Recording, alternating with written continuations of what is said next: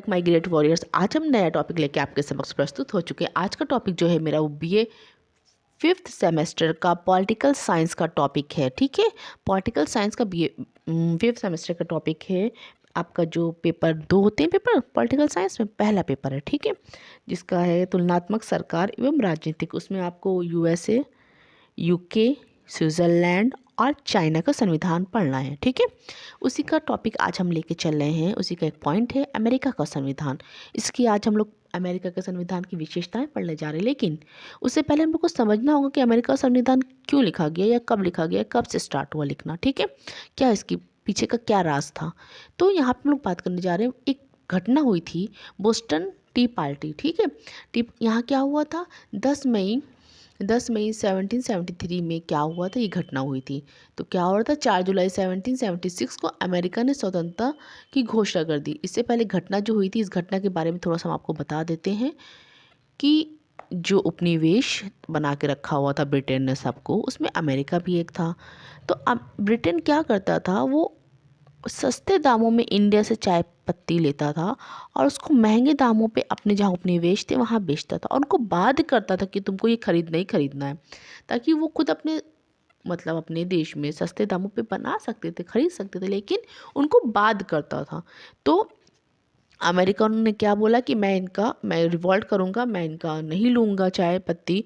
तो इसके लिए उन्होंने क्या किया, इसके लिए उन्होंने जो अमेरिकन थे उन्होंने क्या किया, जॉर्ज वॉशिंगटन के नेतृत्व में जो जहाज़ अमेरिका चाय पत्ती का लेके आ रहे थे, पूरा जहाज़ भर के, उसको फेंक दिया पानी में, समुद्र में, और कहा कि और आंदोलन कर दिया कि मैं नहीं लूँगा, मुझे अपनी खुद की स्वतंत्रता चाहिए, मैं अपना खुद का अधिकार बनाऊँगा, खुद का संविधान बनाऊँगा। ठीक है, तो ये घटना कब हुई, ये घटना 4 जुलाई 1776 को अमेरिका ने स्वतंत्र की घोषणा कर दी, और इसके साथ स्वतंत्रता आंदोलन जो था वहाँ पे प्रारंभ हो गया। यह युद्ध 1783 ईस्वी तक चला। ठीक है, इस युद्ध में जॉर्ज वॉशिंगटन ने अमेरिकी सेना का नेतृत्व किया। इसके बाद क्या हुई, इसके बाद 1783 में पेरिस की संधि हुई। उसके बाद क्या हुआ, उसके बाद संयुक्त राज्य अमेरिका का संविधान 1787 में लिखा गया। इसे 1788 में मंजूरी मिली तथा 1789 में यह लागू भी कर दिया गया। अर्थात अमेरिका के संविधान कब लागू किया गया, अमेरिका का संविधान 1789 को लागू कर दिया गया। यह विश्व का प्रथम लिखित तथा सबसे छोटा संविधान है। ठीक है, अमेरिका के संविधान की आइए अब हम लोग विशेषता पढ़ लेते हैं। तो पहली विशेषता इसकी क्या है, निर्मित और लिखित संविधान। तो ये विश्व का या पूरी दुनिया का पहला लिखित संविधान है, और ये बहुत छोटा संविधान है। ठीक है, ये इसकी 2 विशेषताएं हैं। तो 1787 ईस्वी में फिलाडेल्फिया सम्मेलन हुआ, वहाँ पे इसका बात हुई कि हम लोग को अमेरिका का संविधान लिखना है, अमेरिका का संविधान बनाना है, और लिखा गया। उसके बाद 1789 को ये लागू कर दिया गया। यह विश्व का पहला लिखित संविधान माना जाता है। इसके बाद बात कर लेते हैं हम लोग, ये विश्व का सबसे क्या है, संक्षिप्त छोटा संविधान है। इसमें कुल 7 अनुच्छेद हैं, और क्या किया गया, 27 बार ही सिर्फ इसका संशोधन कर दिया गया है। इसमें केवल 4000 शब्द हैं, और 10-12 पेजों में ये पूरा लिखा गया है अमेरिका का संविधान, और आधे घंटे में इसको पढ़ा जा सकता है। संविधान में संशोधन इतने कम क्यों हुए, इसके लिए हम लोग समझते हैं कि इसकी एक और क्या विशेषता है, कठोर संविधान। जो अमेरिका का संविधान है वो लिखित संविधान है, और बहुत कठोर संविधान है। उसको कठोर संविधान इन द सेंस कि उसको आसानी से उसमें आप परिवर्तन नहीं कर सकते, संशोधन नहीं किया जा सकता।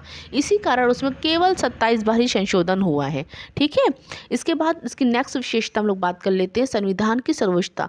तो अमेरिका के संविधान को क्या रखा गया है, सारे जितने भी राष्ट्रपति वहाँ का मेन होता है, मुख्य न्यायाधीश होता है राष्ट्रपति।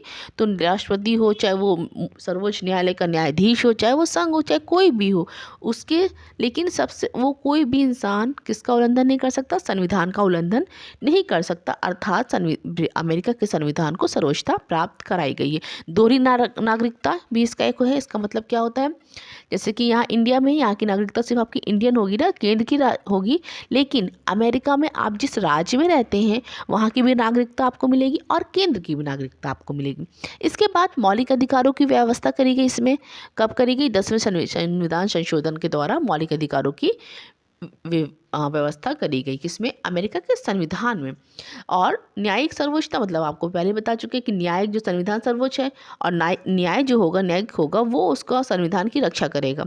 ठीक है, इसलिए जो भी न्यायिक प्रणाली मानेगी, जो भी फैसला देगी, वो हर जगह चाहे वो राष्ट्रपति हो, चाहे वो जो, वो उसको बाध्य होगा कि वो उस बात को समझे, सुने। उसके बाद गणतंत्र की स्वतंत्रता। अमेरिका एक ऐसा है जो पहला गणतंत्र है। ठीक है, अमेरिका ने अपने आप को गणतात्मक राज्य घोषित किया है। इसके बाद बात करते हैं अध्यासात्मक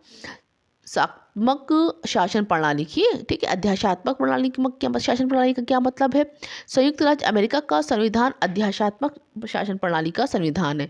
सरकार का प्रमुख राष्ट्रपति होता है। ठीक है, राष्ट्रपति सरकार का जो प्रमुख होगा वो राष्ट्रपति होगा। जैसे इंडिया में प्रधानमंत्री को दिया जाता है ना, लेकिन वहाँ पे क्या है? राष्ट्रपति को मेन होता है। ठीक है, यहाँ राष्ट्रपति कार्यपालिका के क्षेत्र में तो कांग्रेस मीन्स क्या होता है? वहाँ की संसद को क्या कहते हैं? कांग्रेस। उसको व्यवस्थापिका के क्षेत्र में एक दूसरे से प्राय स्वतंत्र होते हैं। ठीक है, यहाँ पे सब जुड़ के काम करते हैं, लेकिन वहाँ पे वो कार्यपालिका जो है वो अलग काम कर सकती है, संसद जो वहाँ की कांग्रेस है वो अलग, और राष्ट्रपति अलग। कोई एक दूसरे पे डिपेंड नहीं होते, निर्भर नहीं होते, वो दोनों स्वतंत्र होते हैं। इसके बाद बात करते हैं संघात्मक शासन व्यवस्था। इसमें क्या है? संयुक्त राज्य अमेरिका एक संघीय संवैधानिक गणतंत्र है। ठीक है, गणराज्य या गणतंत्र है। आज हम लोग ने ये पढ़ा है। नेक्स्ट टॉपिक में हम लोग फिर कुछ एक अच्छा सा इन्फॉर्मेशन लेके आपके समक्ष प्रस्तुत होंगे। जब तक के लिए अलविदा, बाय बाय। इन्फॉर्मेशन अच्छी लगे तो लाइक शेयर सब्सक्राइब करना ना भूलें। Thank you.